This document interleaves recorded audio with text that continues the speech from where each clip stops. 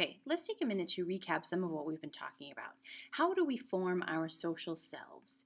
Obviously, culture subtly plays a role there. Sometimes it's not so subtle.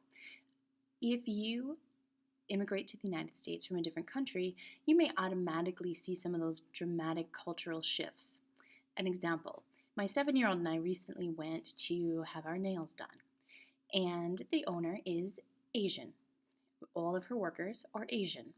My 7-year-old was reading a chapter book and couldn't understand while sitting in the pedicure chair why all of the workers were so enamored of the fact that she was reading this book. And they kept asking her to read parts of it to them. As we were leaving, though, one of the workers who was talking to my daughter said, "I hope to read chapter books next year." My 7-year-old could not understand this at all until we started talking over dinner about how, for them, this is a second language. Many of them were not strong English speakers or readers before coming to our country. Therefore, their self concept, how they feel about reading or understanding the English language, is very different. The idea that one of the workers actually shared a children's board book that she was practicing reading with my 7-year-old, it could not compute for her.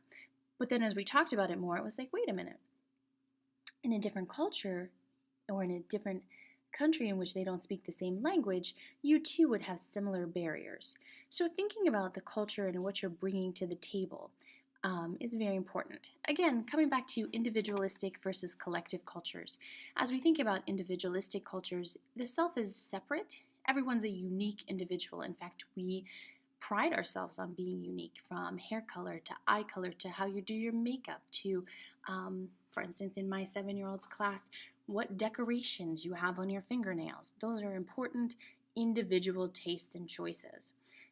Individuals also tend to care for themselves and their immediate family only. We talked about this in the last video. In our culture, it is not popular or commonplace to see multiple generations living in the same household. There are flexible family groups in our culture as well. For instance, friends tend to be based on shared activities and interests. So I may have friends I do one thing with, but not another. And that group that I do something else with may never join with the other group. They may be totally separate groups, and that's okay. We join for a common interest alone. There's also rewards for individual achievements in our country. Often you'll hear the joke, everyone gets a trophy, but to some degree that's true. We're rewarding you for what you've done versus what everyone in your group has done. This flip side of that coin is that there's also individual blame assigned. So if you're not successful at something, that's your responsibility, not the group's responsibility. We also highly value autonomy, change, youth, and culture. In collectivist cultures, that's the opposite. We tend to value duty, order, tradition, age, and group security. There, you're rewarded for contribution to group goals, and the blame as well as successes are all shared within that group.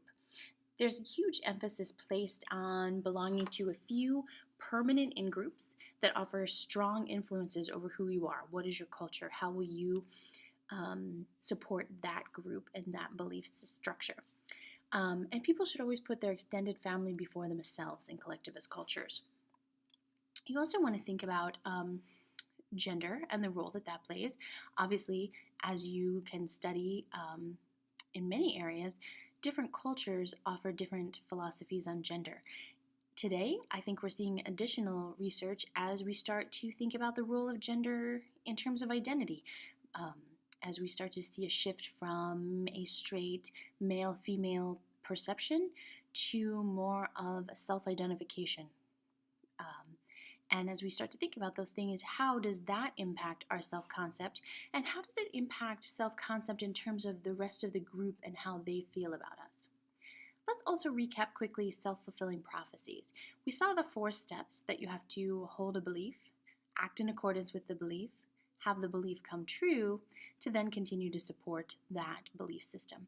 But there are really 2 types of self-fulfilling prophecies. These are self-imposed, one where your own expectations influence your behavior, and then they're outside imposed. And this is where one person or another tends to influence your actions which then lead to that self-fulfilling prophecy. So this is very popular in the workforce, and it most directly impacts your self-concept. We see this with bosses, perhaps managers who aren't as supportive as we might like. If you are working with someone who's constantly telling me that I'm a failure and I'm not going to succeed here and this is never going to get done on time, then I start to behave in a way that ensures you're right. This won't get done on time, and I am a failure, and I'm not good at what I do. The flip side of that is having an outside imposed prophecy in which someone's constantly telling you that you can do this and you can do more and this is great, can also help you in that way, and you can start to do a lot more.